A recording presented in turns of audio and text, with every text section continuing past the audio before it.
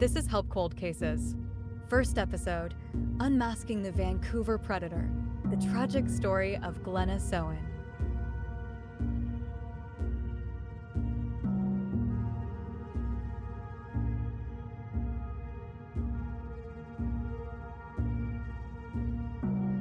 Help Cold Cases is a project dedicated to reinvestigating unsolved crimes by leveraging public information and community collaboration. Our focus is on responsible investigation and understanding the psychology behind these crimes without glamorizing them. Welcome to the first episode of Help Cold Cases.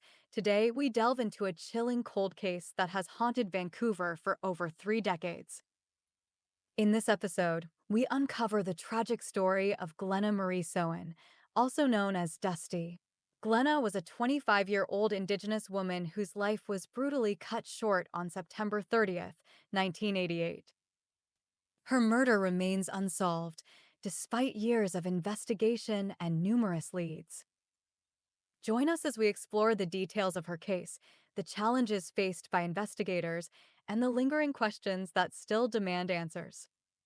On the morning of September 30th, 1988, the body of Glenna Marie Sowan was discovered in a secluded area of Vancouver, Canada. Hidden in tall brush near 831 West 24th Avenue, Glenna was found naked, her clothes missing from the scene.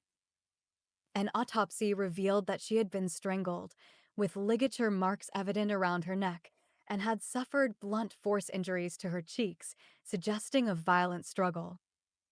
The estimated time of death was around 4:30 a.m., just hours after she was last seen alive. Glenna, a petite woman standing at 5 feet 2 inches with shoulder-length black hair, led a life marked by hardship.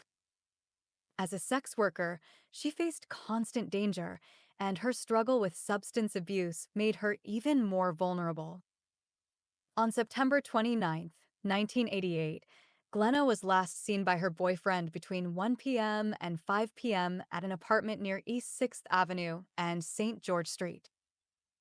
However, his account of that day has significant gaps, raising suspicions about his involvement in her death. The murder of Glenna's friend, Lisa Gavin, a fellow sex worker who was killed a month earlier under similar circumstances, adds a disturbing dimension to this case. Was there a serial predator targeting marginalized women in Vancouver? And if so, why has this predator remained unidentified? The crime scene offered few clues, making the investigation all the more challenging. Glenna's clothing was missing, possibly taken by the killer as a trophy or as part of a ritualistic act. Despite the brutal nature of the crime, there was no evidence of sexual assault. The ligature marks on her neck confirmed strangulation as the cause of death, while the blunt force trauma to her face indicated a fierce struggle. Forensic capabilities in the late 1980s were limited, and no significant trace evidence, such as hair, fibers, or fingerprints, was reported. This lack of forensic evidence left investigators with few leads, and Glenna's case grew colder as time passed. Glenna's boyfriend has been a person of interest from the beginning. The inconsistencies in his story have cast a shadow of doubt over him, but without more concrete evidence, investigators have been forced to consider other possibilities. One theory suggests that the killer could have been a Caucasian male aged between 25 and 36 at the time, possibly a local resident or worker who blended seamlessly into the community.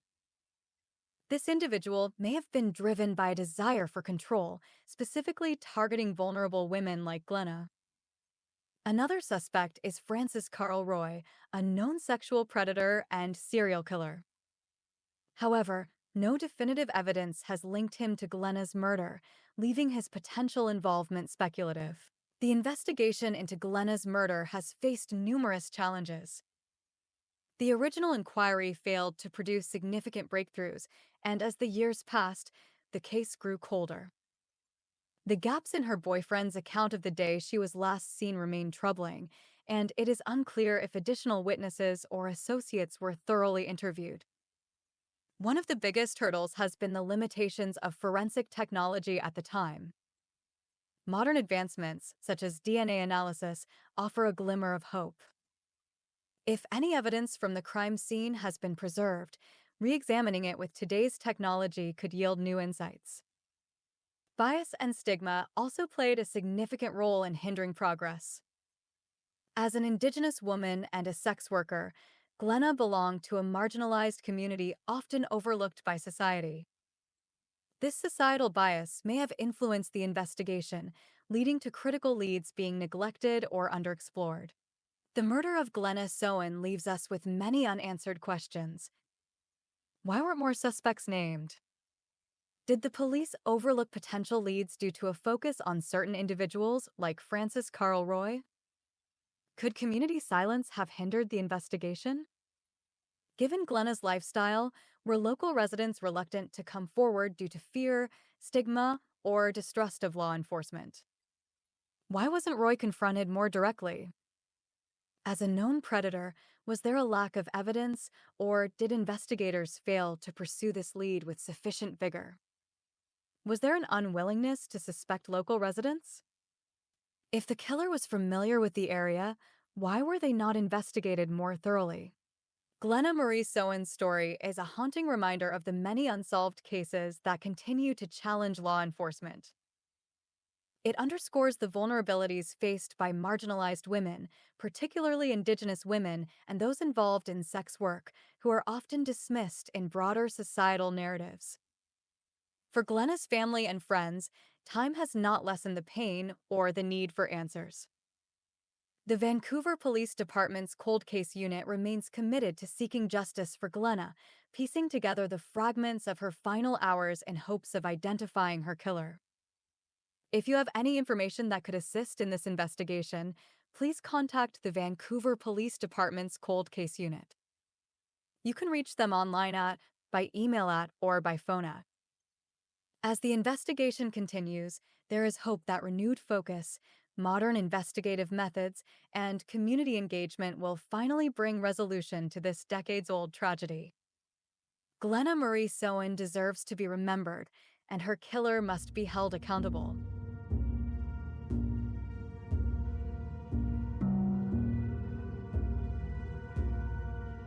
Thank you for listening to the first episode of Help Cold Cases. If you found this episode compelling, please subscribe, share, and leave a review. Together, we can help bring attention to cold cases like Glenna's and assist in the pursuit of justice.